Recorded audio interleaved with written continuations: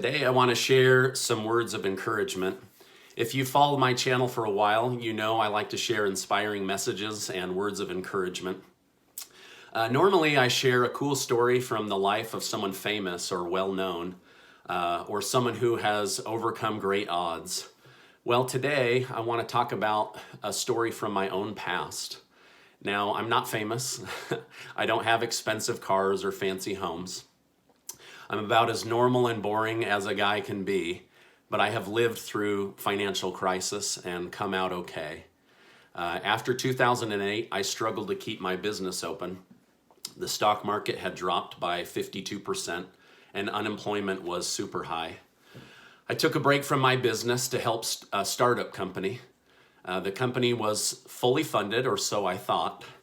By the first day, payday, I was told that they couldn't cover payroll, so I took a half paycheck. At the time, my wife was pregnant with our second child. I used to go to work with no money and no lunch. One day, a coworker noticed I would sit with the team and crack jokes, but wouldn't eat. Once he heard that I was living through hard times, he started bringing an extra sandwich and leftovers to share with me. Thank you, Britton Morris. The paychecks were off and on, so why didn't I leave? Many of my friends at the time had no job.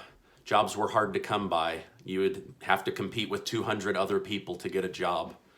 So I kept the job because I needed the money, couldn't find another job at the time, and I needed the health insurance for our baby. Well, eventually that company took off, and then within a year it crashed and burned. I was laid off and was owed over $20,000 in back pay. I never did get that money. Gratefully, I found another job quickly, but after a few months, that job laid me off 10 days before Christmas without warning and without any severance. Telling your wife there's no money for Christmas is a terrible feeling. Knowing my two kids would get next to nothing was a hard pill to swallow. I had to go on unemployment and food assistance for the first time in my life. At the time, I felt like such a loser. I felt like such a failure. I remember saying to my wife one night that if she left me, I wouldn't blame her one bit. She hugged me and told me she still believed in me and trusted that somehow things would work out. Well, eventually I found a job again, a commission-only job, and I was starting to make some money. However, my stress over money and being able to provide for my family was affecting my work. I used to joke that there was too much month at the end of the money instead of too much money at the end of the month. Oh man, I was getting behind so much financially, but I was starting to dig out. At the time, I didn't realize that I was carrying my self-doubt and low self-esteem from the previous few years. One day, I attended a conference where the main speaker talked about failures and successes. As he shared story after story of people overcoming hardship, I remember thinking, I want to be like those people. The speaker then looked at me out of hundreds of people in the room and pointed at me and said, I'm asking you to dream another dream. These words hit me like a punch in my chest.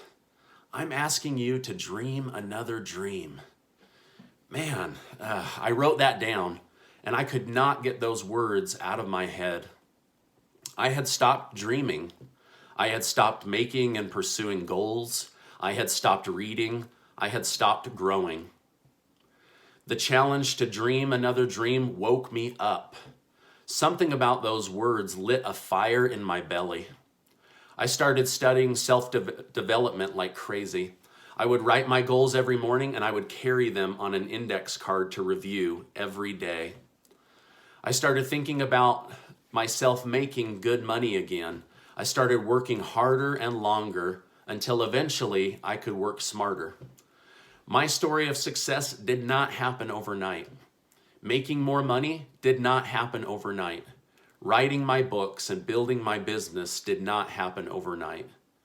but the desire to be better and dream bigger did happen overnight. So I don't know where you find yourself today. Maybe you're where I was, being let go unexpectedly. Maybe you're employed now, but nervous about losing your job. Maybe your hours have been reduced and money is tight. Maybe you're struggling to pay your bills or having to borrow money from family just to put groceries in the fridge. I've lived through all these anxious times and more, so I get it. Maybe my story will help you today, or maybe you'll have to come back in a couple weeks or a couple months to review it for inspiration. Wherever you find yourself today, I'm asking you to dream another dream. Please don't give up. Please keep going. Please keep trying. Don't stop dreaming. Don't stop believing in yourself. Maybe you're down on your luck, but you've been given the gift of being you. That's an incredible gift. You are your own greatest asset. You're going to get through this whole mess, and somehow you're going to figure out how to get back on your feet. Please believe that. I believe in you. And sometimes I've had to lean on someone else believing in me until I could believe in myself again. So I repeat, I believe in you. Okay, now a goal that is not written down and reviewed is just a wish. So make those goals, dream those dreams, trust that somehow, some way, things will get better by you taking action. Many on this channel tease that I am Clark Kent or Superman. I am not Superman. I'm just a guy who chose to dream another dream, and now I'm asking you to do the same. I want to thank you for being in my community. I'm praying for you, and I'm rooting for you. I can't tell you how happy I am that you're in my community. Remember, I'm hoping good things for you. And my community is always going to be here for you for a long time, so stick around. Keep coming back. Please keep allowing me to share smart money tips and my failures and my successes, my highs and my lows, because I've been through it, and I want to help you get through it. I hope you have a great day, and I'll see you on the next video.